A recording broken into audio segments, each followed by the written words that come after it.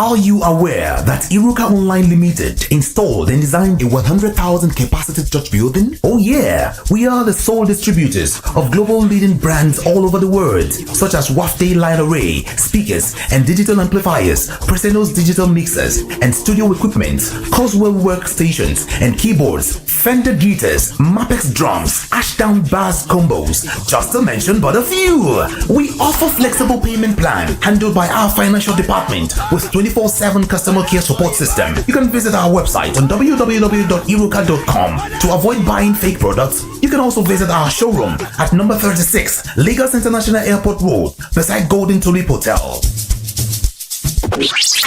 Iruka, never settle for less. Voice of the People, 90.3 FM.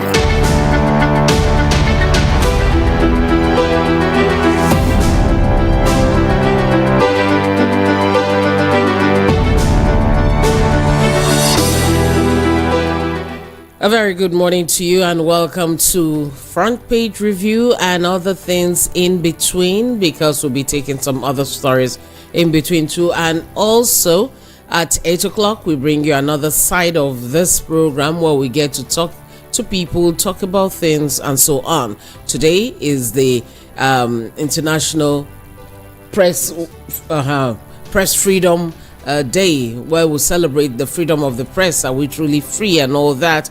We'll talk about that, and at 8 we'll be joined by Paddy Ezeala. You get to find out who he is, and also Ejiro will join us too at that time, talking about Ejiro Mukoro. Will be looking at press freedom as relating to sustainable environment and all that. Today is the day we mark it, and we'll be doing that. I'll be joined shortly by Oseni Rufai, who is our analyst on this segment of the program. I welcome you. I am Cordelia Obey. I'm going to be your guide all through the segment. Let's start off by looking at the Vanguard. The very first major headline you'll see when you pick up the Vanguard this morning will be minimum wage. Governors working on what is payable, NGF. And the riders are, says 37-member tripartite committee still consulting. Assures of looking into remuneration of state judicial officials, infrastructure of courts. Labour justifies 615,000 naira wage demand, gives breakdown, counters government on May 1 commencement date for new minimum wage. Also from the Vanguard, you have this one: NDIC raises deposit insurance coverage by 900%. NSA orders enforcement of cybercrime law. Obaseki accepts Vanguard award, gives reasons for Edo Best initiative. Lagos Calabar Coastal Highway, FG's allegation divisive, distracting, according to Obi. He had this long tweet he put out defending the things he said and saying no to the allegations he believed were completely out of order. You can check it out on its page on Twitter too, and also the papers. Mayhem in Lagos. You have a picture here of burning shops and a truck filled with oranges, and it's a scene of violent clash which erupted among traders in Ilepo market on the Lagos-Abeokuta Expressway, with multiple shops and goods set ablaze. And this happened yesterday. Not very good, and something was discovered on this day too: a drug den. Press freedom crucial to democracy, good governance. This is according to the Nigerian Guild of Editors. Resident doctors protest shortage of manpower, others in Kogi. Petrol scarcity, long queues linger despite FG's assurances. Okwama court adjourns till June 4 for hearing. IPOB declares sit at home May 30 to honor Biafra heroes. And other stories you'll find if you pick up the Punch newspaper that is out today. And now we'll move on to the very next. We have from the Vanguard. Okay, that was the Vanguard I took. Right, that was the Vanguard. Sorry about that. And we'll have, let me break down some of the stories we just took from the Vanguard. That the governors said that as they celebrate with workers across the country for their dedication to service and patience, they would like them to know that they would remain committed to everything, the processes that they had promised for better wages and all that, but it will be according to what they can pay, because the committee is still talking, so they should please be patient. Now, Labour had said they had a reason. They had carried out a particular, survey to come to that conclusion of 615,000 naira. I'll take a bit from the release they have, that the figure was a product of a painstaking effort through which we captured the cost of living of Nigerian workers and masses in all parts of the country. They also said that it was essentially an outcome of an independent research conducted by the NLC and TUC on the cost of meeting the primary needs of an average family around the country, and it was based on a family with both parents alive and 4 children without the burden of having under-dependent with them. And they said they also added the increase in tariffs and all that to what they calculated. You can read the Vanguard and find out more on that particular breakdown. Now to the Guardian. Nigerian Unprofessional Football League, they earn in brackets how dodgy officiating, complicit club officials, supporters ruin games, and you have pictures of unruly supporters and some officials here in front page of the Guardian. NGE tasks National Assembly on better deal for journalists. That's the Nigerian Guild of Editors. CSOs demand suspension of officials, party members facing corruption trial. Victims lose 17.67 billion naira to fraudsters in 2023. If you want to find out how some of these people operate, check out what the EFCC chairman said about a 17-year-old. The story is out there. Find out, and you have a little clue of how these people, even the young ones, how they operate to defraud people. 2 army officers face court-martial over bombing of 100 in Kaduna. World Press Freedom Day. NAS seeks release of detained journalists. Labour defends 615,000 wage proposal as states review fiscal capacity. I took the one on CSO demanding suspension of officials, party members facing corruption trial, and I think that one is a good one.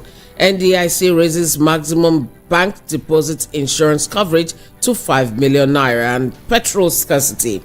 Long queues, dry pumps remain despite FG's assurances. And from the Guardian, we'll have this one that the Lagos State discovers another illegal apartment under Osborne Bridge. Osborne Bridge is almost in the heart of Old Ikoyi, and this is less than 24 hours after 86 rooms and container used for different illegal activities were discovered under the Dolphin Estate Bridge in Lagos. This one was made on Thursday at the Osborne Bridge, Ikoyi, and it is said that some of these people found there may just be persecuted, and I'm wondering, should that be the case? The Nation. New twist to Olubadan as kingmakers Ladoja disagree. Intrigue keeps Olakunlehi waiting. Police parade mastermind of Kaduna Abuja train attack, aka Mandi. That is his name. That story is very somehow. Binance chief's money laundering trial stalled. Army moves against ambush killing of troops. With the rider, 3 terrorist commanders, 715 others killed in 3 months. Lagos accounts for 20% of Nigeria's GDP, and a statement was brought out recently, and they said, not minding COVID and all that, Lagos is doing well and making a lot of money for the country. 50 held over Lagos market fracas. The major headline for the Nation: states will pay only sustainable minimum wage, says governors. Subnationals to adopt justice sector summit resolutions. And there is a quote here: we are reviewing our individual fiscal space and the consequential impact of various recommendations to arrive at an approved minimum wage we can pay sustainably. The word there is sustainably. That is what they are hammering on. Petrol scarcity persists in cities. That story still is on The Nation, and that one too bothers a lot of people because it seems not to be abating, talking about the petrol issue. NGE seeks repeal of anti-press freedom laws. EFCC, Cubana chief priest in rare settlement. In case you're following that story, you see that they're settling out of court. What that means, I'm sure they're going to spell out soon. And some people are asking if there's going to be a fine, who will be paid? Who will they pay to? Well, I'm waiting for the answer, just as you two are waiting. Let's move over to the Daily Times this morning. And above the mass, we have this one, FG to introduce School to Work scheme to enhance productivity. School to Work scheme. And this is in a group to equip young school learners with lifelong skills and entrepreneurship for self-reliance. Soon I'll give you a breakdown of how this will be worked out and will work. ONSA directs full enforcement of Nigeria's cybercrime law. We pay bandits for access to our farms. Ex-Sokoto Governor Bafarawa. Nemeth, GRMA, partner to enhance access to climate risk modeling. Major headline from the Daily Times this morning has it that Nigeria's economy to experience significant growth soon. This is according to Shetima. Employs Nigerians to be patient with President Tinubu's administration. We also have from the Daily Times, we're reviewing our fiscal space to arrive at improved minimum wage. This is according to the Nigerian Governors Forum, and they commend Nigerian workers for their dedication to service, patience in face of many challenges. And more than 15 terrorist commanders neutralized in April is according to the military spokesperson. Now the Daily Trust will be wrapping this up shortly, and we'll be joining Rufai Oseni, but it will be after I take this last set. The Daily Trust this morning has some major headlines, and the most painful one you'll hear shortly. But before then, we won't blame Buhari for our challenges. Shetima. Aha. Okay. Bandits kill 17, abduct 5 in Kaduna, Sokoto communities. Quite painful. May 15th, slated for inaugural flight as 65,000 Nigerians pay for Hajj. Tudun Biri bombing. Relatives demand justice as military indicts 2 officers. Binance founders sent to jail as Nigeria awaits extradition of African manager. Press Freedom Day. NGE frowns at abusive lawsuits against journalists. We're committed to better wages, governors. Now, this is the one I said is quite painful, and we talked about it just before it started. Repentant Boko Haram members invade police station in Borno. Riders attack immigration and DLEA checkpoints. We repelled them, the police said. No comment for now, Borno governor or government. It calls for review of de-radicalization program. Expert. Now, it has been reaffirmed. Before I take that one, let me go back to the Press Freedom Day, where the professional body of editors and media executives in Nigeria are saying that the crucial role played by journalists, media workers, cannot be taken for granted. Even free, independent media, it's part of what is protecting the country's democracy, and they've been advised not to give up in spite of the prevailing economic challenges. And in a press statement that was issued on Thursday to mark this year's World Press Freedom Day, Mr. Eze Anaba and the General Secretary, Dr. Yobosa Wagirian, the Guild also requested that the National Assembly should put up and speak up in the interest and public interest, especially against abusive and strategic lawsuits which are regularly initiated to silence them. Now, this year's World Press Freedom Day is dedicated to emphasizing the importance of good journalism amidst the current global environmental crisis. We'll join Rufai soon, but I run through the Punch newspaper. 9,000 marketers may lose licenses. This is as per Fuel Supply. Ipman begs NMDPRA and NPC not to delist operators from sales portal to avert fuel crisis. Queues persist as more filling stations open for sale. Pump price drop marginally. Thank God for that. We have the one about the governors, and we have government borrows 11 trillion naira via bonds, T-bills, treasury bills in 4 months. EFCC to move against schools charging dollars. I agree with that. We have the story on the underbridge and the one on the London sword attack. The federal government condemns Nigerian British boy's murder. Very painful thing. And we have Rufai is on the line already. Good morning, Rufai. How are you this morning? Bless you. Morning. How are you? I'm fine. I'm very fine. All is good. And I wanted to quickly take this one from the Punch that says indigenous people of Biafra declared May 30, 2024 as a sit-at-home day, and the police in that region are saying that don't worry, everything will be fine. And the reason they are declaring that day is to celebrate the lives of men and women who died during the civil war between 1967 and 1970 and beyond. They're saying, don't worry, everything will be fine, so people should not panic. All right, Rufai, let's move ahead. So for me, yes, we cannot forget the people that died in the civil war, but we should also be careful with declaration of days like this because of unscrupulous elements, potential of them using it and fomenting trouble. So that's why we should be careful. I mean, we can see how we're trying to wriggle our way out of the initial ones. So let's just all be careful. Yeah. Okay. Yeah. You can move ahead with the stories you have, but before then, you saw the one on the repentant Boko Haram members that invaded the police station in Borno. They also attacked immigration.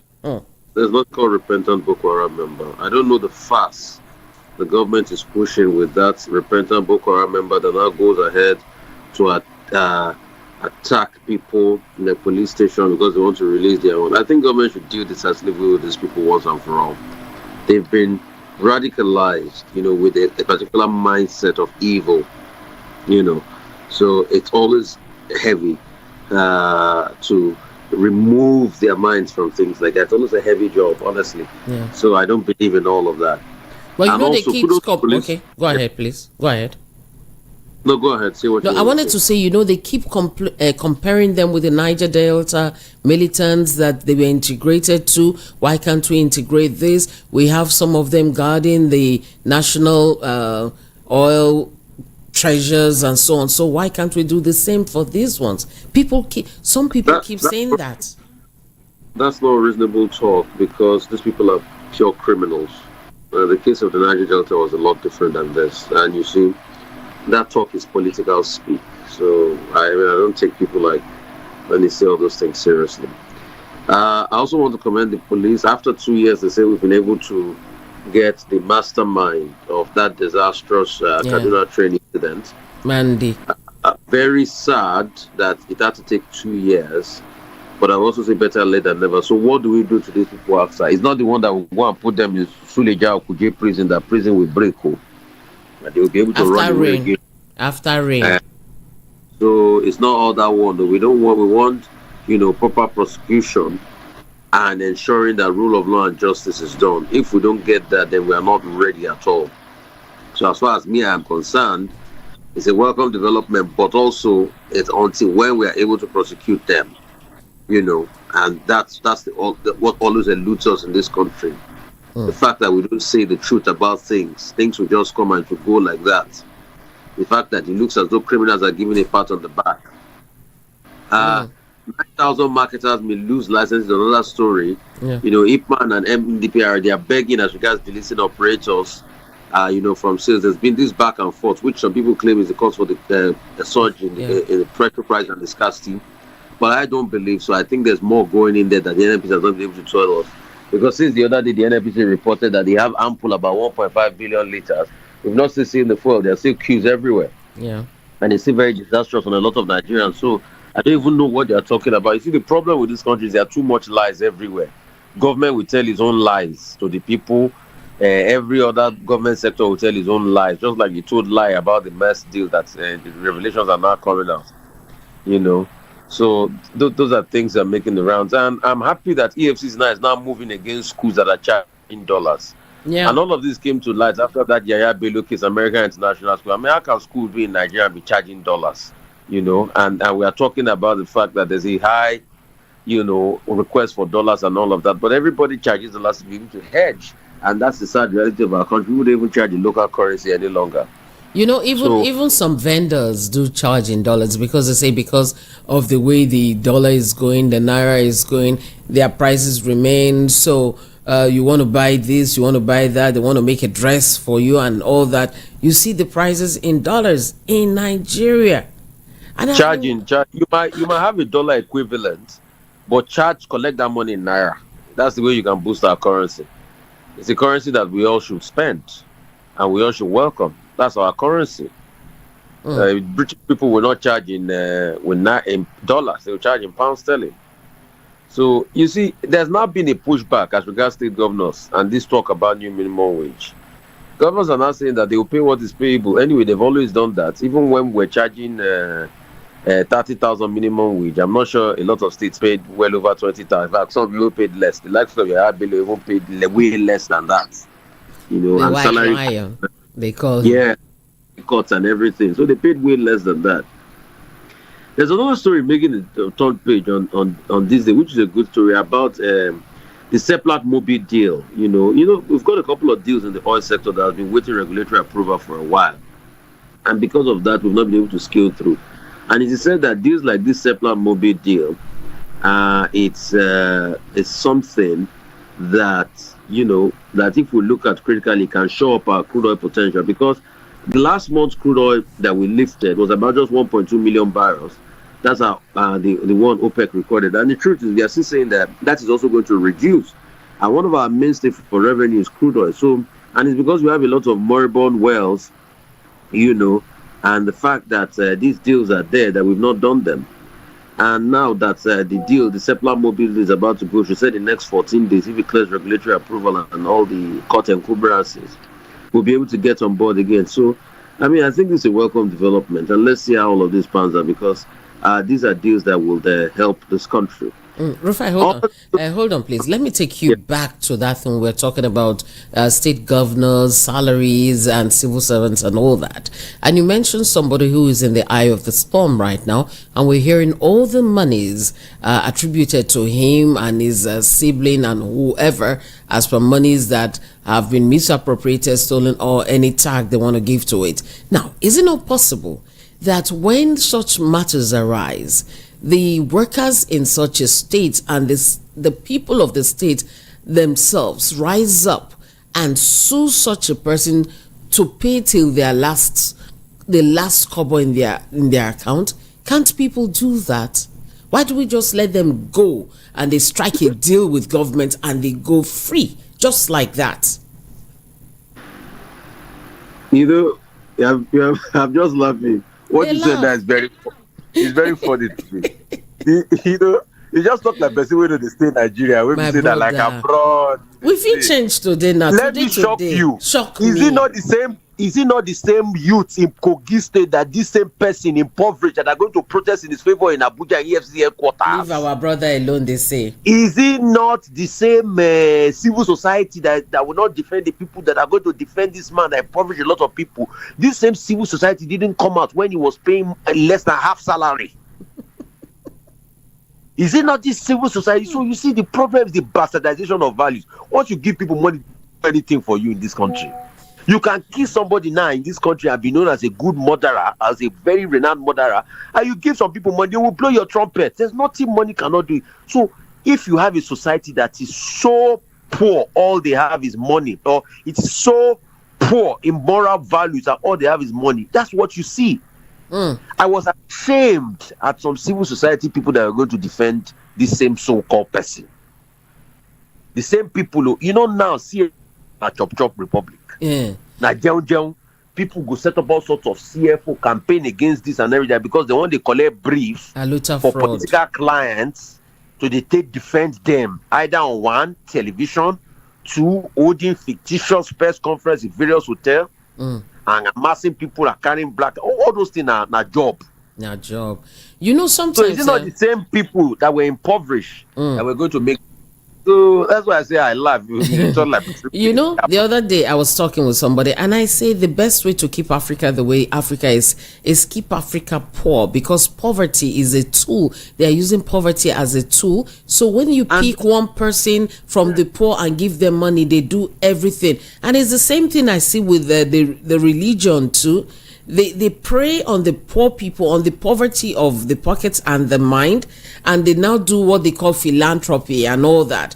And once somebody is fake, once he's giving money and food, so people around don't say leave him alone, he's doing the work of the Lord. You think saying an ordinary eye, Karl Marx, the great thinker, Luc Sote, he say religion is the opium of the masses. Opium is that drug that makes you high.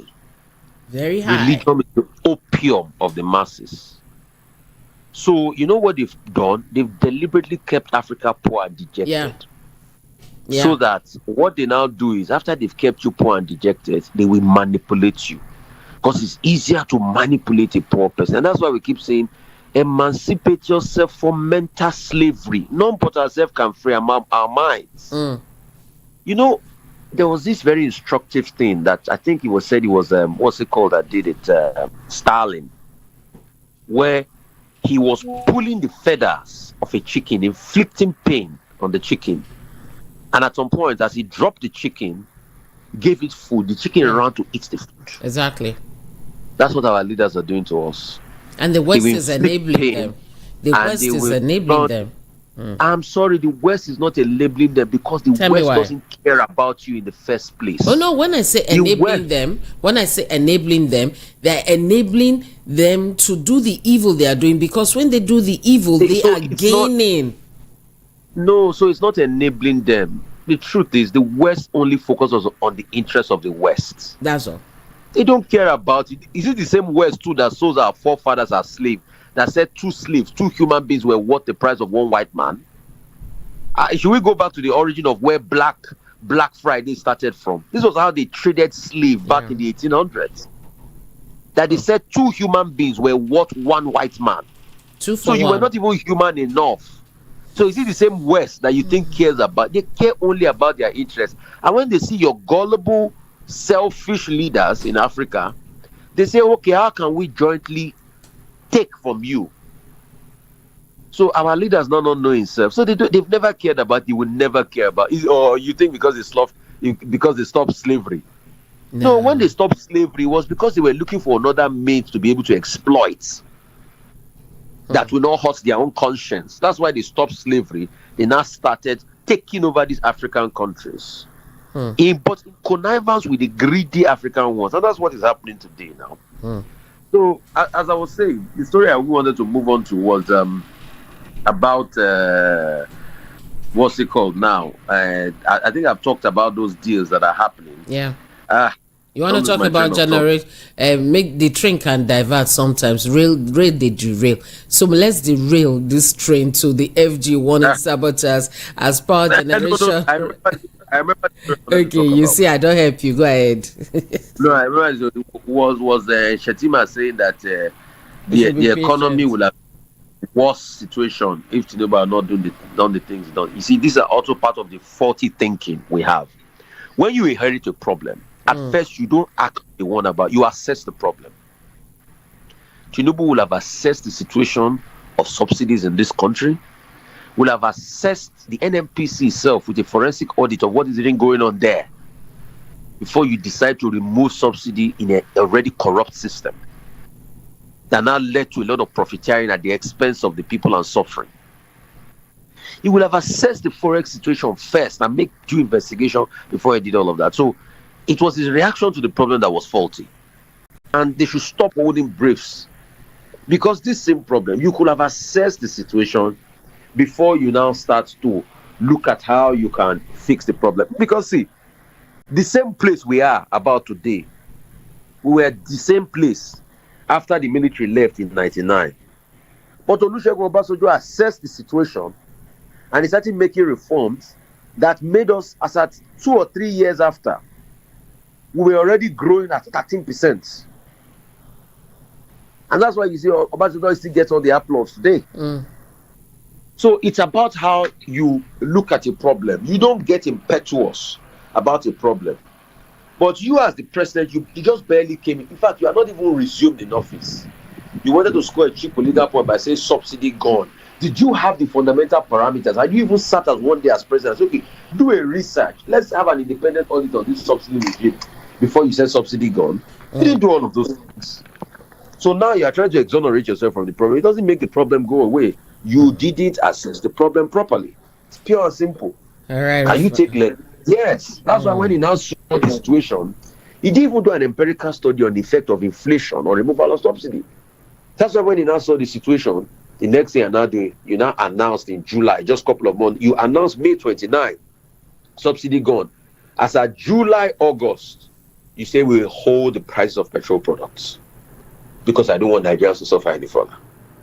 So in the space of 2-3 months down the line, you had reversed the policy. That means you didn't think through of it properly.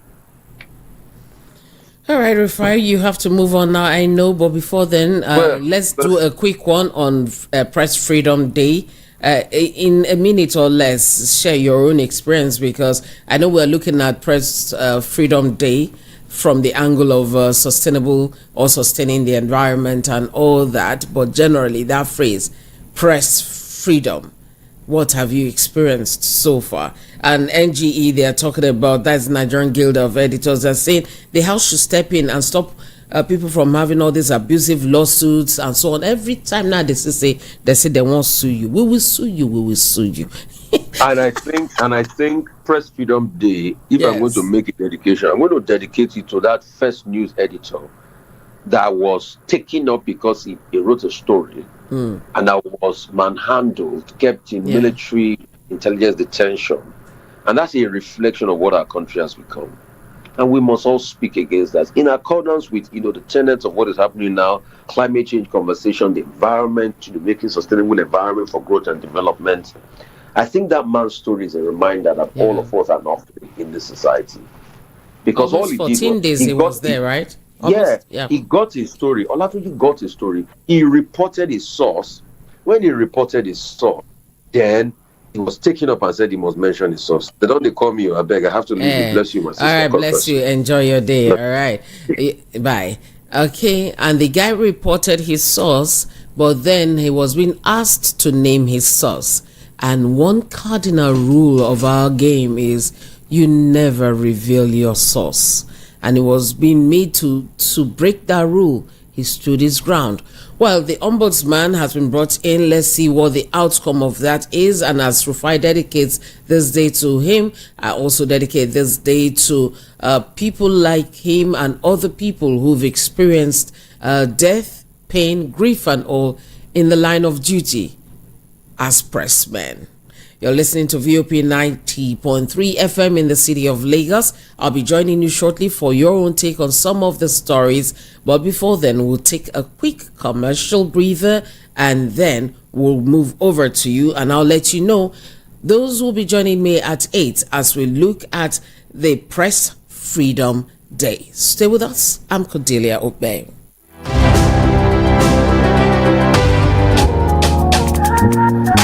Have you been thirsty for well-nourished, yummy pizza and couldn't find one yet?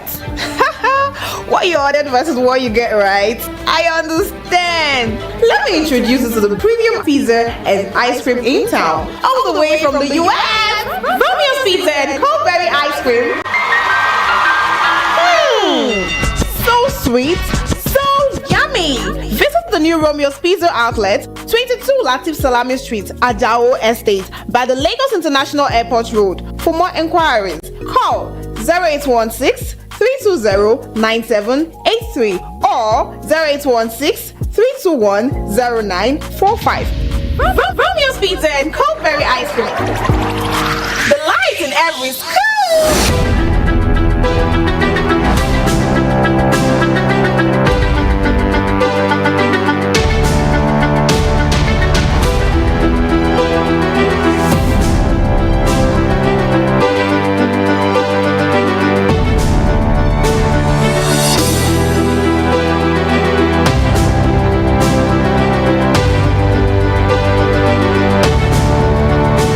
All right, 90.3 That's what you're listening to, Voice of the People.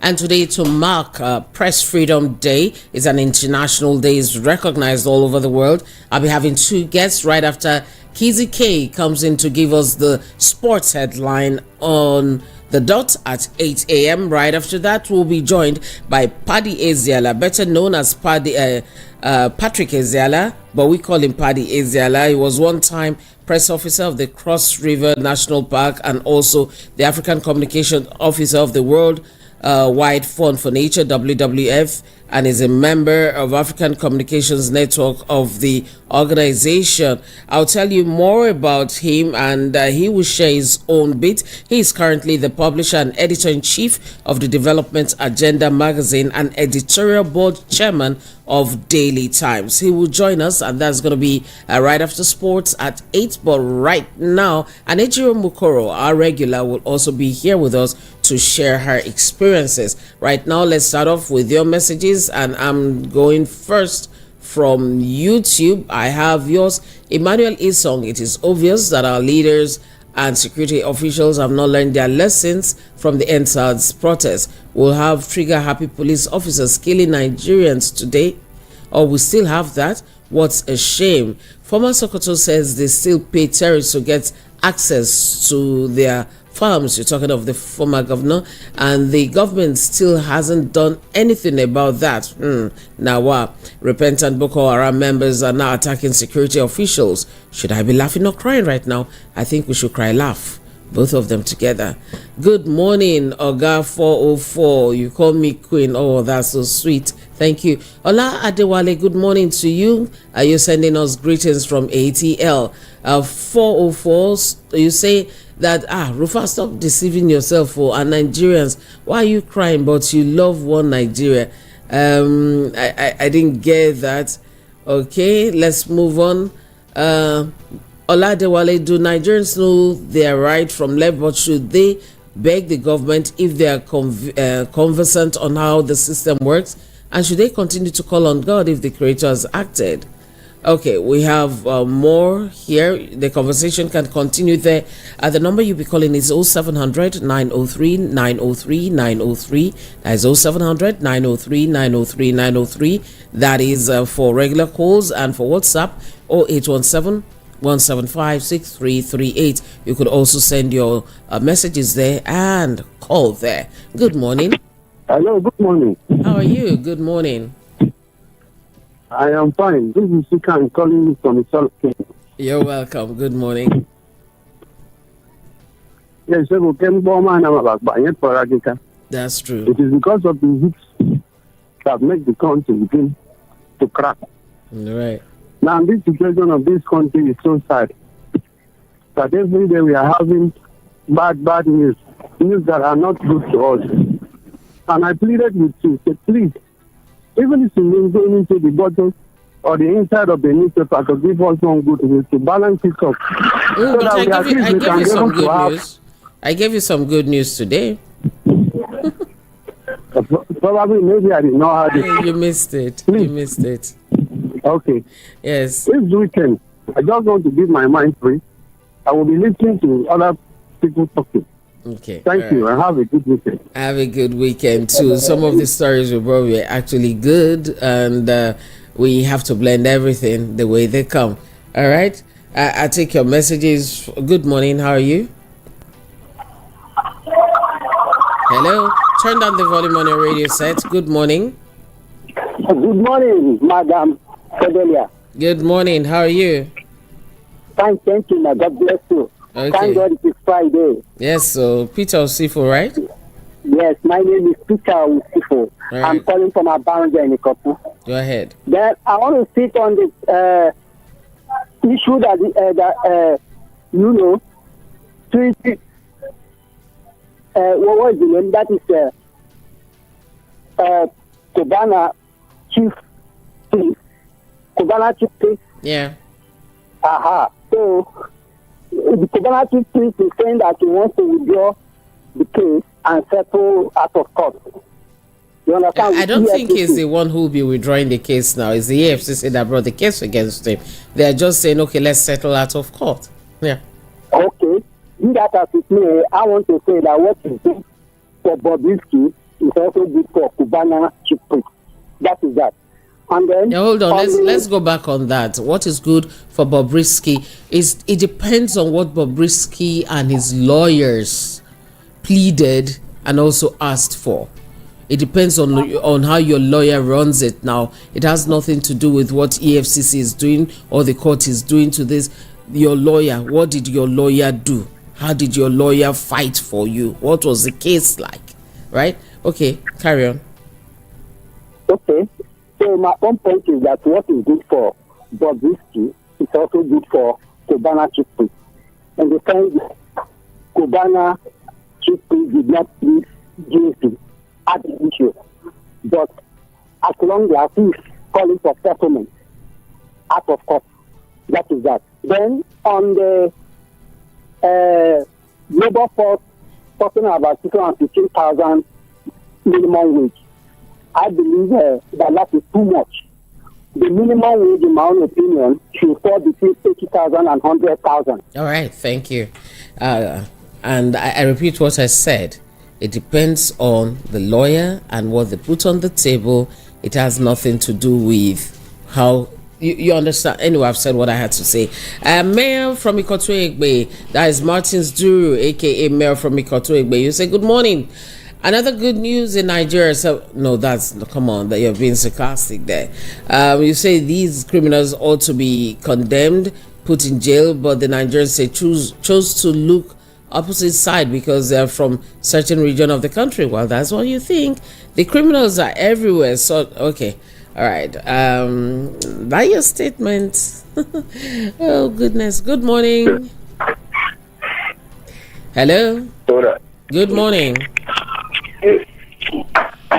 Okay, let's carry on with the messages. When you're set, you speak. I have yours. His Royal Highness B.C. Nwoko in Oshodi. You said the brain behind the case of Cubana chief priest and that of Mummy of Lagos is totally different. Bobrisky was arrested and prosecuted to unmask him, while that of Cubana chief priest was a mere fulfillment of all righteousness.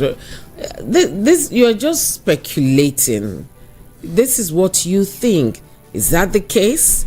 Well, and for Kwama community, the actions of our military there was done out of proportion. There are places in Nigeria that require urgent military actions and might, and I don't think that it is south or southeast. Back to your first thing, sir. You see, this part, the first thing you said here was just speculative, and you know I can't go on air and just speculate. So please help me next time. Good morning. Hello, Cordelia. Good morning. Morning. How are you? I'm fine, my sister. How are you too? I'm very fine, thank you. Go ahead. What about Zero? I've not had a few days now. She's on Monday, Tuesday, Wednesday. Peter Umonse, go ahead. All right. Peter Umonse from Shomolu. Yeah. I'm reacting to the response of Peter Obi on the malicious and inciting comment of Umahi against him. I just thank God for that man. I mean, Peter Obi, that is a very calm and calculative man. It doesn't give you the way you come. You know the way it talks. But I just want Umahi to understand that as he's serving under APC government, what Peter Obi says is what I'm saying all the time. And what a lot of Nigerians are saying about that project, that Lagos, Calabar, Coastal Road is not the priority for now. Look, APC has a lot of unfinished projects or a lot of uncompleted projects. My sister, when they came in 2015, they had a project, and that project was to give us 4 brand new refineries. Have they completed that project? Their project they put before us was to give us 40,000 megawatts of electricity. Have they given us that? Their project also was, we will complete Lagos Ibadan Expressway. Second Nigeria Bridge. Have they completed all that? We will bring back the Chibok girls in one unit. That was a project. Have they completed that? And then Boko Haram, within 6 months, will become a thing of the past. And today, the ex-governor is telling us that they pay bandit to assist their farms. Those are the projects that they are supposed to complete, not any other new project. Because for me, this new project is just a cash cow that they need for 2027 election. Our vote may not count. It's the money they have in their hand that will count, which they are beginning to amass now through that project. That's just my stand, not only Peter Obi. Okay, thank you very much for your comment. I have yours, Prince Iotech from Arena Market. Good morning to you too. We will blame Buhari for all these challenges which we are facing right now, because it's a quest for power that brought all this insecurity in the country. Therefore, I totally disagree with Shettima. Former governor cries out that they paid bandits to have access to their farms in this 21st century. This country will remain like this until we begin to say things the way they are, and I assure you that this present government cannot thoroughly fight corruption because the system that brought them to power is corrupt. Please let them release Mazi Nnamdi Kanu. Prince Iotech from Arena Market. Good morning. Good morning, ma'am. How are you doing? I'm fine. How is ATL this morning? ATL is wonderful. This is 2:45 in the morning. I know. Yes, Welcome, Mr. Adewale. Go ahead. Thank you. I'm just concerned. I was listening to you this morning about the gentleman that stood his ground. I wanted to know what the name of that gentleman is, and I remember you were talking about the peaceful whatever how many journalists? Okay, My Mr. question to you is this. Something like that. How many journalists can stand their ground with these career politicians, basically, particularly in Nigeria? Because I believe this is the job of, this is a Herculean task. We understand. Nigerians understand that it is an Herculean task to be a journalist in Nigeria, and but the question still remains: it's not the tension in that job, but it's the effectiveness of performing the job. Hello? Hello? Hello? Yes, ma'am. Okay, it disappeared for a while. You were wrapping up something you were saying? Yeah, I was just saying, I wish the journalists we have, performed better. Basically, things would change for the better if they do. All right. That's what I think. Thank you very much. Well, his name is Segun Olatunji, and he was the one who was taken in, and we're wishing him the very best. First news editor, that is who he is. All right. A Port Harcourt boy from Iba. Nigeria is really annoying. Do you know how many companies are paying these white oppressors in dollars in Nigeria? The USA and UK are willing to help and solve our security issues for the country to jack back to life, but the federal government kick against it. Cordelia, check within where you're living if you will not see this so-called you mentioned this tribute saying the Fulani guys disturbing the peace of our country in quantity.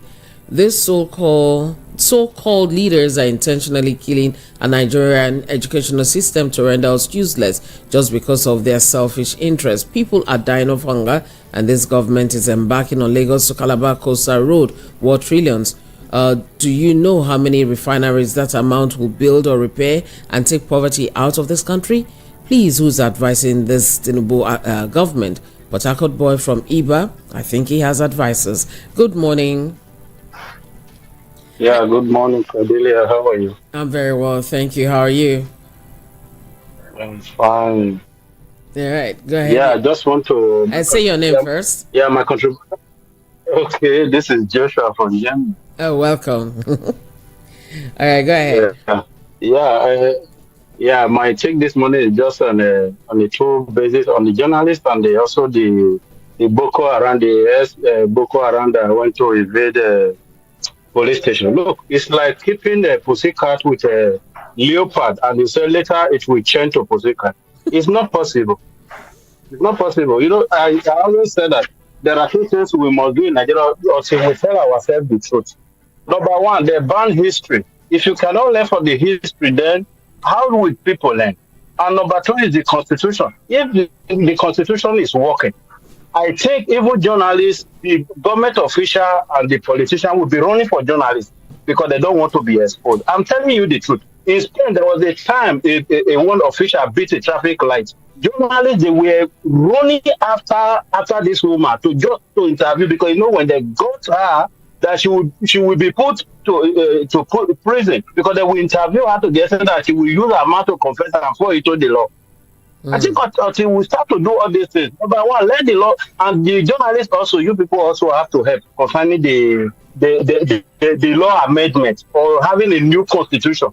It's not a constitution of the people, it's the constitution of them, not of the people. When everyone sits down and agree on one constitution, it's just like when you throw net inside the river.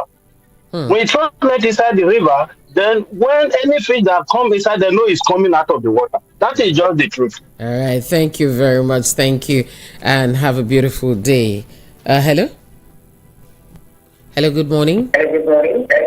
Turn down the volume on your radio set, please. Good morning. Go ahead. Good morning, sister. Happy President. I wanted to say same to you, but thank you. All right, go ahead. Yeah, the female press personality of the year. Thank you. All right, go ahead. It's only in Nigeria they are arresting a terrorist. Can you see the people they say they have repented? Now they all repented terrorists. Now they are killing security agents now. You know, what you do to terrorists is to kill them. They don't repent. You don't arrest them. They don't show remorse. But don't you think, hold on, when you kill them, they'll say it's against human rights. You have to also give them their own hearing and all that and sentencing. In many parts of the world, they say, no, don't kill in return,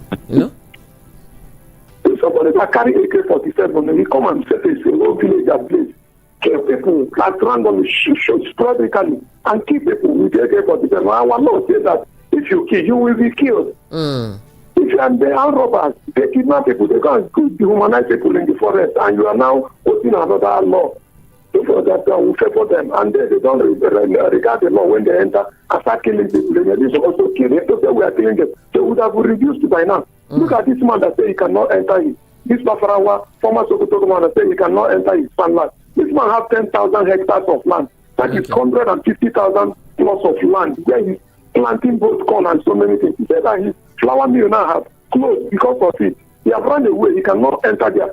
Not even the money is paying now. And the money is what I say, only one. And I want to beg Mr. President to release him and the can. Okay, time's up. Hearing all this type of that. Okay. Let our people now stop with this agitation. Let them release him and the can.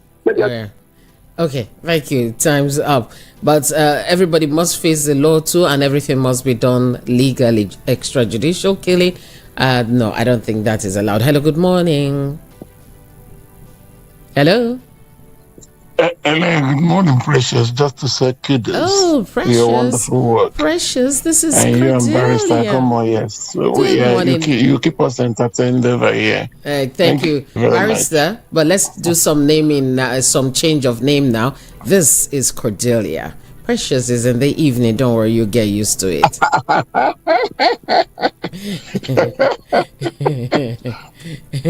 All right, go ahead. Oh, did the line go off? Oh, okay. All right. Good morning. Good morning. Yes, hello. How are you? Good morning. I'm fine. My name is Uncle Tony. I'm calling you for Songo. Welcome, Uncle Tony. This is Auntie Cordelia. Yeah. Go ahead. Thank you very much. Concerning what the Vice President said that we should not blame Buhari, it's very, very, in fact, it's surprising. Auntie Cordelia, how can somebody say that we should not blame Buhari government? In 2015, the nation debt, both domestic and external debt, was 12 trillion naira. Today, the nation debt is about 107 trillion. I don't know why journalists are not raising alarm this time. Then, look at the economic indices. In 2015, Auntie Cordelia, it was single-digit inflation. Today, we are talking on 33%, 33% inflation, and interest rate is 22. Auntie Cordelia, the exchange rate was of the order 200 naira. Today is 1,400.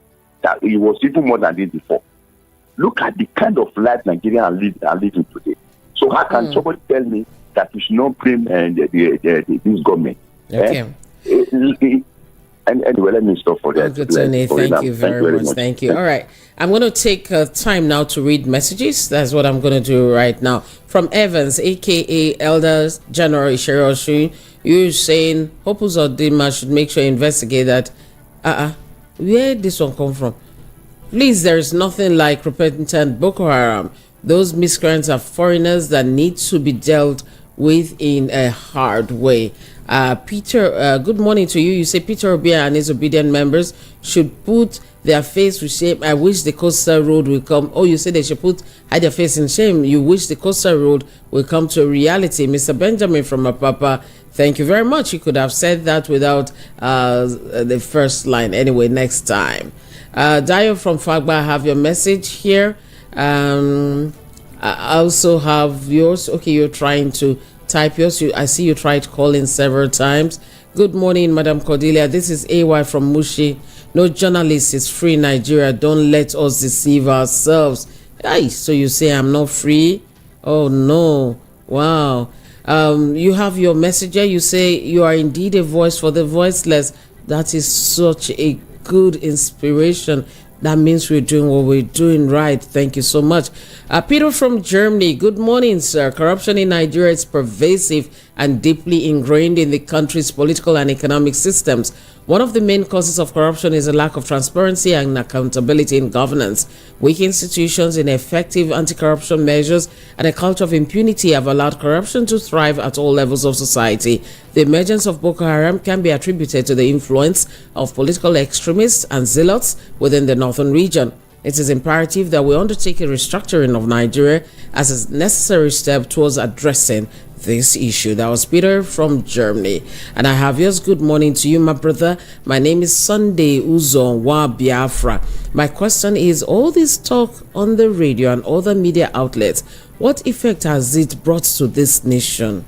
Your last line, I know if you read that your last line, but you understand why I can't read it, Abi, but God bless all of us. And I still have some few minutes to go, but let me quickly remind you that at the top of the hour, Kizzy K will be joining us for the sports headlines, and then we'll have Paddy Eziala join us, and Ejiro Mukoro will be looking at the International Press Freedom Day, and we'll talk about it and other things surrounding it. I'll take your messages on YouTube now, but before I'm getting that set, let's take your call. Good morning. Okay, drop call, you have to try again. Emmanuel Osi, you are asking, what is the meaning of repented Boko Haram members? Nigeria's security is not serious. That is talking about the security agencies now, and they're not ready to fight terrorists. You think so? Oh, I think they are ready. It's just the things happening around us. But you say, great Cordelia, great, but we don't have law. Okay, you're reacting to what I said that we don't have. We have. Good morning. Auntie Colodia, good morning. Morning. This will be the last for this segment. This is Ugawood from Itolo. All right, welcome. Go ahead. The thing I say, you don't want to blame Buhari. It's true, because Turumbu na bring Buhari to power. You should blame Turumbu, not Buhari. So now Turumbu na bring mess to Nigeria now. That's my conclusion. Bye-bye. Thank you. Or maybe they should go back to blaming Jonathan. You know, now so be the thing before. Maybe, I don't know. Blame game. Thank you, Biodun. Good morning, Madam Cordelia. Nigerian economy will improve soon by Shetima. You say that is Lazyman English grammar. Sino from Olodi, Apapa. Ugo from Alimosho. Are terrorists supposed to be captured alive or executed in the bush? It depends on how it works. Our soldiers are to be blamed. How can you arrest a terrorist? They are meant to be. Shoot them at sight. There is no order to that effect. So I think that may not work. You say never blame those who release them, but blame those who capture them alive. Terrorists show no mercy on our soldiers. So why would our soldiers capture them alive? Nonsense. That is what you're saying. But I think there are laws. And there are international laws governing all these things too. Keswo Noah from Ojo Alaba, good morning to you. You just told Mr. Ikan that you read good news this morning. Me, I didn't see any good news. So they renewed hope promise to make 1 naira equal to $1. Have they done it? Is that the good news you're looking for? Well, I read one that they are preparing students to be self-reliant. They want to teach them from JSS how to be self-reliant. That is good news. There is another good news in case. Case is already here. Let me see if I can take this. HBA is inviting about 50 journalists for a wedding that they are preparing, mass wedding, and it's good news. And if somebody like Casey is not married, that would be good for him, because Hishba, they have mass wedding that they've invited 50, and I hope I'm one of the 50. Then I can come back and report that good news to you. All right, Casey, it's 8 o'clock. It's Casey's time. He'll be taking us on the sports headlines this morning. What's good and what's popping? Good morning, Lagos City. It felt like the other way, but it's fine. Good morning, Cordelia. Good morning. Your first time, right? Yeah, on this side of the show. Yeah, don't worry. I'll take it easy. All right, it's okay. How are you doing, first of all? I'm very well. I've been listening to you, the Nigerian Rasmus. My brother. Right. But we're getting somewhere. We'll get close. Yeah. Okay. Good morning, Lagos City. Welcome to another time, like headlines for the show. For sports world, it's been amazing. You know, what we saw yesterday was great football, but I'd like to take you back to where we belong. Finidi has been the man training, but just in case you're joining and you're listening, this is the Sport Time. I am Kizzy K, the voice of the mic. Quickly, let's give you some update. We start from Finidi George. Like you heard me say, he's really the man everybody have been talking about. What next for Finidi George? Is this an ultimatum placed on Finidi George? Is he the right man to take us to the World Cup? Is he the right man to take us to, you know, the African Nations Cup come 2025 in Marrakech? I think time will tell on that. But headlines emanating in sports generally, we'll start from the games played yesterday. Onyedi Kache, the Club Brugge man, it wasn't really on his A game, but he saw red card in the Club Brugge lost to Fiorentina in a 5-goal thriller, if you did see that game. And also another one emanating still, Europa side. I don't know what more to say about Leverkusen. If you've been following football very, very well, you will understand that the club side really make a name for themselves. A club side that is really, really, I don't know. I'm struggling to get it on my head. I've never seen this before. But Teller subbed on Boniface, our own Victor Boniface, wasn't on the game. He was benched as Leverkusen beat Roma.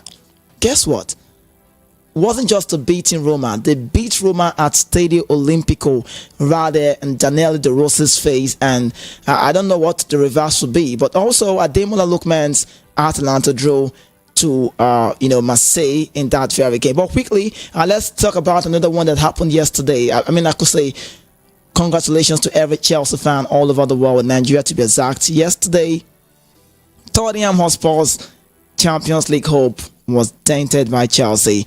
And you will recall that the first leg was 4-1 away from home, when we saw a goal from Kulusevski, and later on a Cole Palmer made it 1-1. Then in the second half of the first leg, the Ivorian Nations Cup winner, a lot of criticism to this man. And I think Nicholas Jackson should be awarded some praises.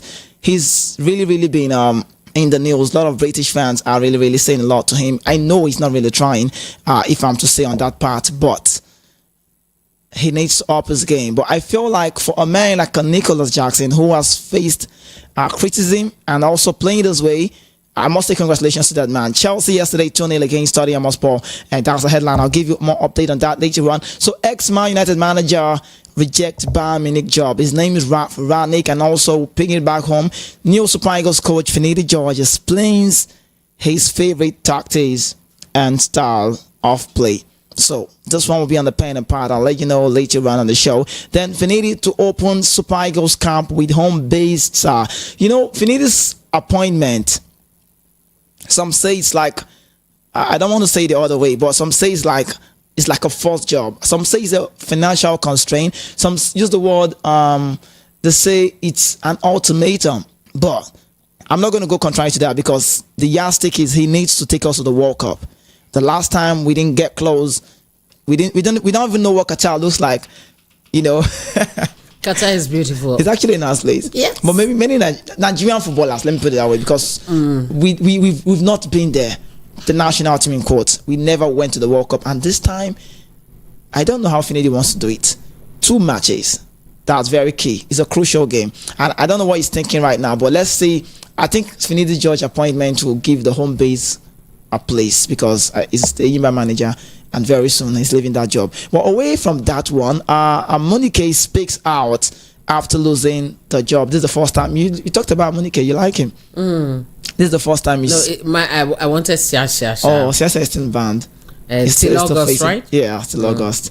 So, but let's see how it goes. And also, Osimhen cost Super Eagles AFCON title, legendary ex-Super Eagle coach Fort Pesero on tactics. I'm talking about the 1994 Nations Cup and 1994 man that took us to the World Cup, Clement Henrik Westerhoff. I'll keep you updated on that very well. Quickly, let's run because I need to go. Madrid Open, Sabalenka fight back to set up Swiatek's final in tennis, and also Novak Djokovic teams ripped apart in 70 months with 5 support staff gone. And also Daniel Medvedev retrieves and retires with injury to see Jerry Lecheka through to the semi-final. That's an update in tennis. And you liking the name Lecheka? Yeah, I like I know you like nice name. It's a European name. Okay, so let me quickly wrap up the show on this part. The World of Golf says Abraham DeChambeau allows leave golf potential ahead of Singapore.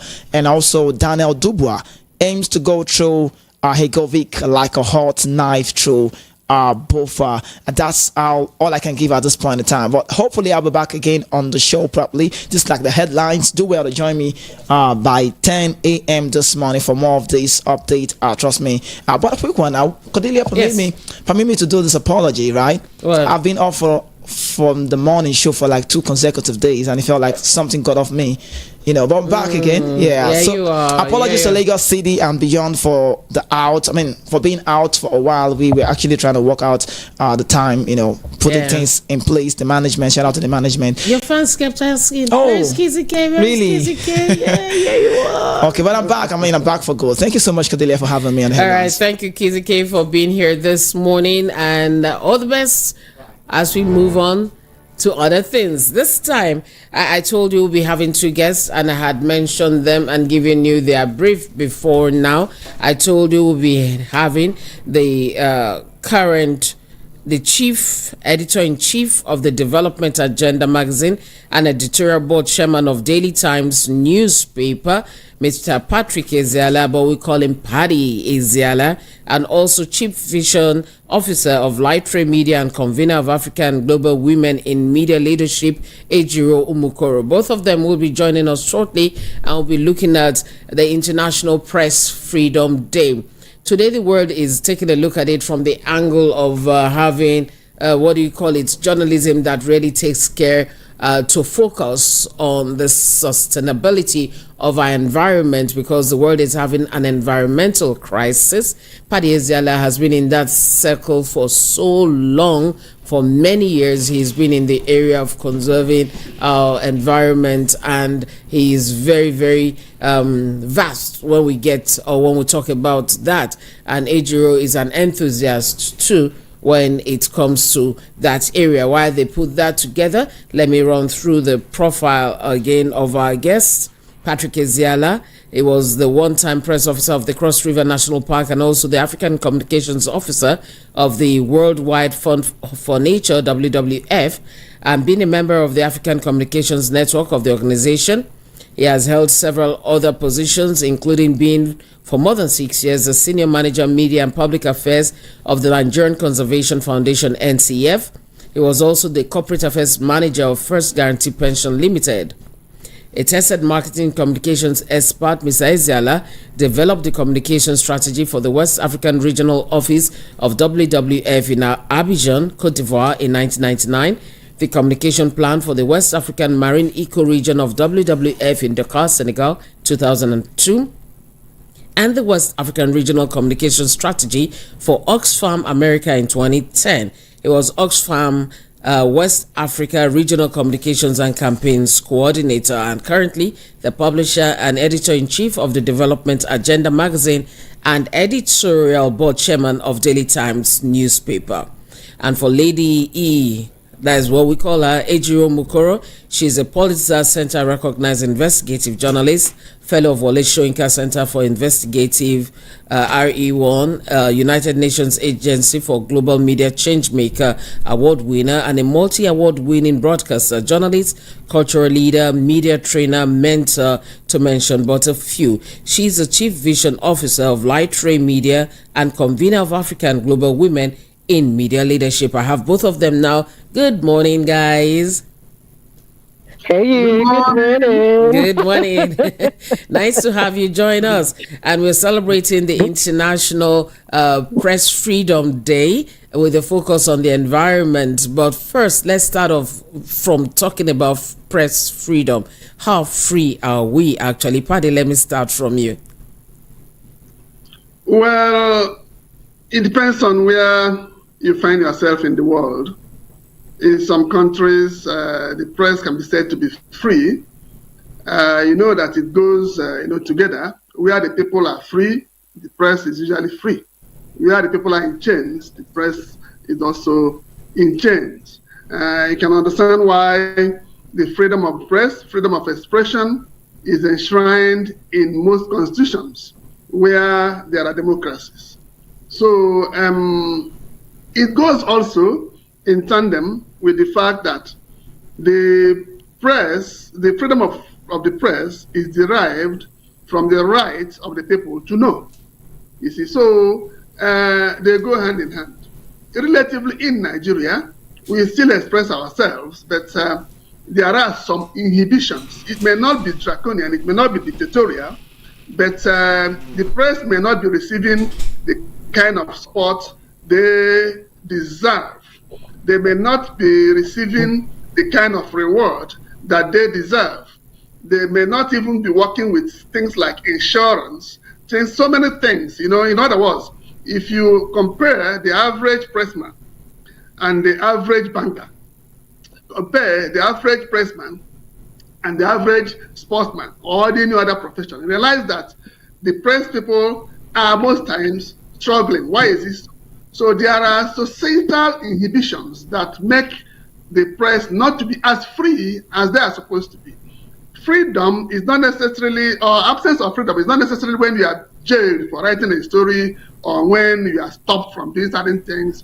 There are societal, social, or even economic, political inhibitions that make you not to operate at full capacity. Proportion. So that is what happens. So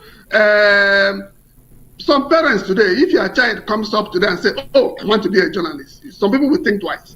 Say, am I going to support this child? But this is one of the most noble, most dignifying professions anywhere in the world.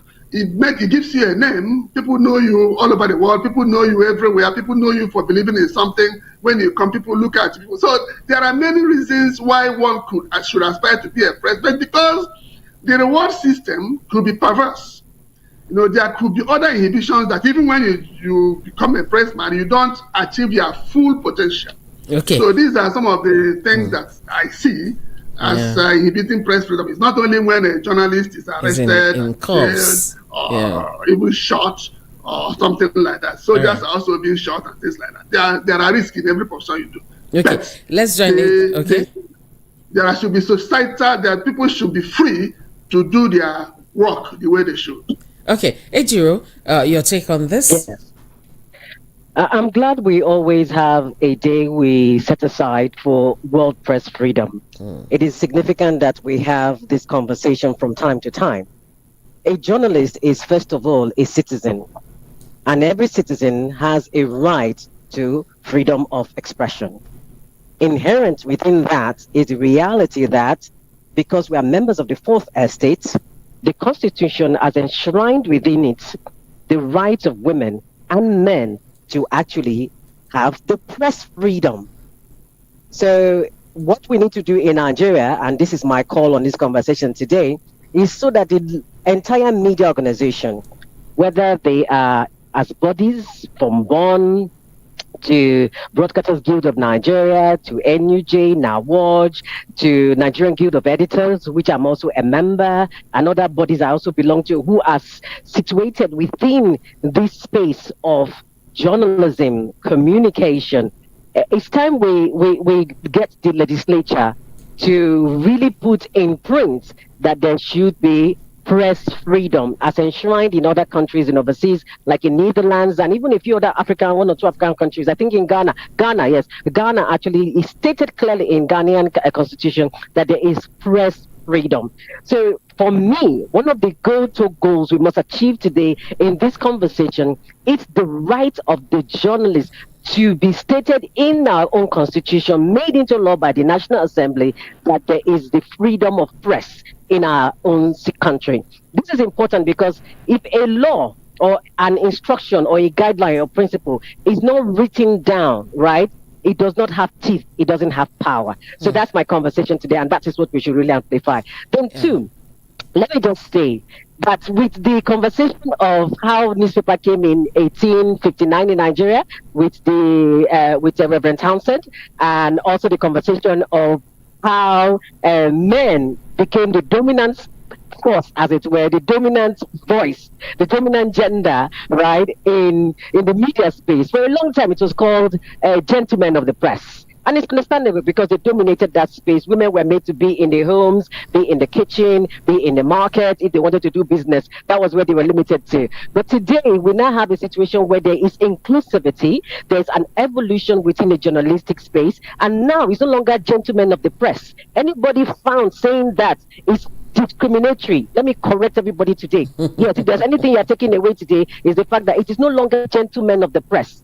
It's actually press members or gentlemen and ladies of the press. All right. So you're actually a member of the press. Like if you're in a public gathering, you say greetings Ladies to and members of the gentlemen. press. Yes, you say greetings to members of the press or greetings to ladies and gentlemen of the press. All if right. you don't include it, it means you are discriminatory. It means you are sexist.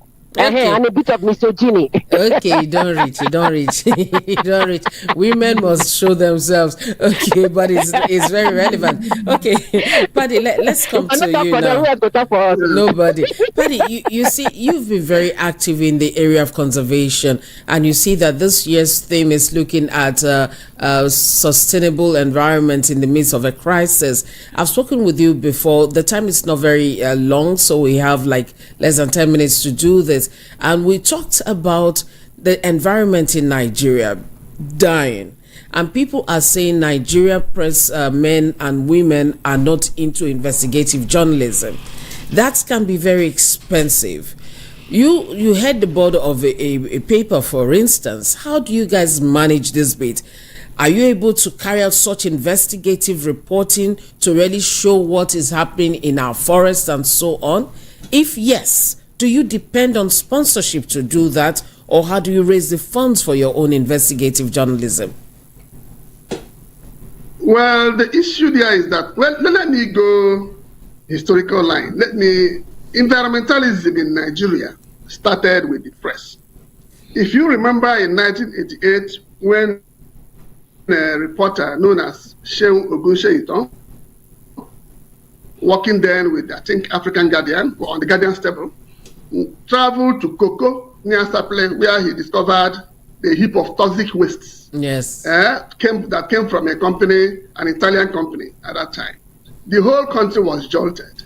The federal government didn't know that we could be sitting here and the whole toxic waste in the world will come and be heaped on us. We didn't know what toxic waste meant at that time. Some of us were students and some of you I don't know. So that's it. So at that time, the federal government woke up. And that was when the Federal Environmental Protection Agency was formed that same year because of that particular incident. You know, the Federal Environmental Protection Agency metamorphosed into the Ministry of Environment. States followed. So the press takes credit for the modern environmentalism in Nigeria as it is. That's a plus.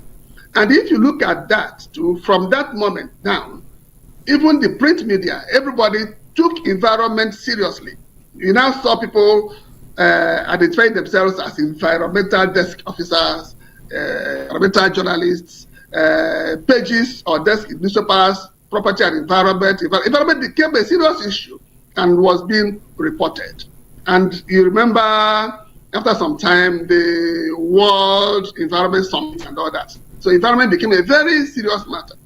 But over time, you realize that the pages on newspapers for the environment began to shrink. Many desks in the electronic media paid less attention to environment because it was expensive to cover the environment. You have to travel, you have to take risks, you have to go to many places and all that. And there was no sponsorship from corporate organizations, no sponsorship from the international development agencies, philanthropies, and things like that. Unless it became a political issue that somebody wants to score a political point, how environment in his community is devastated, how the federal. So these are some of the things. But today, it's no longer a choice. It's what we have to do because the world is endangered by the phenomenon of climate change. So many things are happening and the people must know. That's why it is gratifying that this year's theme for World Press Freedom Day is has to do with the environment, saving the planet. And I think it is the first time I'm noticing that in the past 30 years. And that is also a plus, showing that environment is taken seriously. Environment has not lost its traction in the media, in global affairs. So, but as of we, the press people, whether we are finding it easy or I wear two hats. I'm a publisher of my own development magazine, which pays wider attention to the environment. I am also editorial board chairman of a newspaper in Nigeria. The same thing I told you, for my own desk, from where I work, we get support to cover the environment copiously. But for daily times, we struggle, we do what we have to do, but at great cost to even sustain travel, get you the kind of information that you want. If you look at the picture of the environmental situation in Nigeria, you can understand what I mean. The desert is encroaching by the speed of 0.6 kilometers every year. And where is the desert? In far away Yobe State, in the Sahel, Borno State, Sokoto State, and all that. You see what it costs you to get there to get the real results. Then talk about the coastlines, the highway that is being constructed now between Lagos and Calabar. I have not heard anybody talk about environmental impact assessment. That's a lead for journalists to do something about it. You know what, Paddy? Open up a whole coastline of 700 kilometers without environmental impact assessment. You know what, Paddy? So the Middle Belt has its own. Yeah. Okay. You know, the time is flying. Give me a second. The time is flying. Okay. So you know what? We're going to have a day dedicated to just this thing you're talking about. We're not going to do it under press this or that. It's going to be specially for these things you've mentioned, and we're going to do it during the week next week. If you don't mind, I'm going to liaise with you on that. We'll look at the coastal road. We'll look at the desert encroachment and even the one in the Middle Belt, the tree felling in Niger Delta and all that. Please. Yes. So we'll do that next week. But right now, let me take Ejiro's beat and we'll have to sign this up. Ejiro, you do investigative journalism. How expensive is it for you? We'll do that quickly because time's up. All right, go ahead. Let me say very categorically that the Nigerian media needs to sit up. I'm not going to condemn. I'm not going to look for excuses. I'm not going to make the barriers and the challenges the focus. Because the thing with Nigerian media is that the tendency to always want to look for excuses is highest. So we must get to a point where we want to become more accountable and have a better strategy in terms of our planning, in terms of our execution, in terms of how we create networks, even our business plan, even our corporate governance system within the media ownership. All these things are critical factors that will determine our success. Then two, for investigative journalism, often, while it is intensive, demanding, and can be expensive, I will say this very clearly, that every reporting that we even do, by its nature, is supposed to be investigative journalism. So it's not a case of report beat or beat report, where somebody just goes, copy and paste and up. That's not what journalism is. We must remember that. So anybody going to copy and paste is not really practicing journalism. It's just a misroad communicator. But going to this conversation, and I think this is one thing we must take away. Development journalism is an important facet in the protection of human life, properties, the environment in particular. How many newspaper organizations or print media or TV stations or radio on their street even take community stories on their street that does not demand them to go very far? A situation where radio stations and TV stations do investigative journalism that only has to have a national appeal or regional appeal is also a misalignment.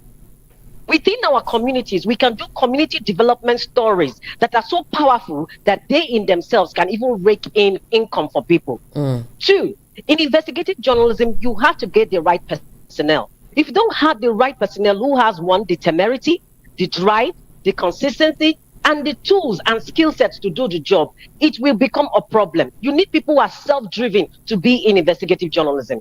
So if we're going to clear this space of the many, many quacks, if I might use that in quotes and coining a phrase in this context, it is important that we begin in the recruitment process.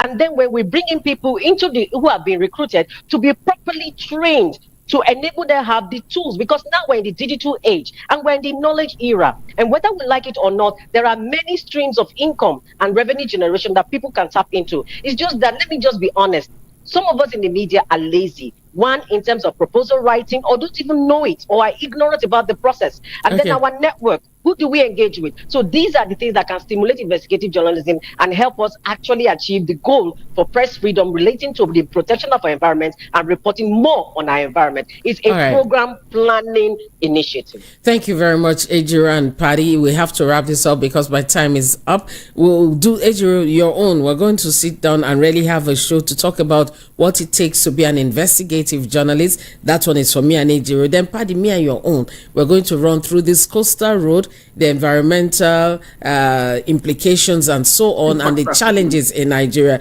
We're going to liaise and work on all this together. Thank you so much for your time this morning. I know you guys are very busy. Patty is the publisher and editor-in-chief of the Development Agenda magazine and editorial board chairman of Daily Times newspaper, and Ejiro Mokoro is chief vision officer of Lightree Media and convener of African Global Women in Media Leadership. Thank you both very much and have a beautiful International Press Freedom Day. Thank you. Press freedom all the way. All right, bye-bye. Thank you. Bye-bye. All right, time to go now. I'm Cordelia Obey. Thank you very much. And I promise we're going to do a follow-up on all what we talked about. We'll be celebrating Press Freedom Day. How free are you guys? You guys, are you free? Are you very free? I be money join the cause problem. We are not all that free. No, because Holy Book said, if the Son of God shall set you free, you shall be free indeed. Not me say you sit talk anyhow. Because if you still talk, you go get knock from your head from somewhere. When you are walking with the Holy Ghost. That one not be about Holy Ghost and Holy Spirit. Okay, that one now only 12 Nana go present program that day. Me I not go come. You go come. Now you go hand over to us now. I will be in Canada. You'll be in Canada. Yeah. Okay, let me leave you guys. Enjoy your day. Adigbo and Kashmir. Enjoy your day, Abby. Yeah. Thank you. I'm Cordelia Obey. Thank you, Biodun, for all your time. I'll see you guys on Monday. Bye-bye. You are tuned to the city's #1 super dial. Voice of the people, 90.3 FM, Lagos. This is Madam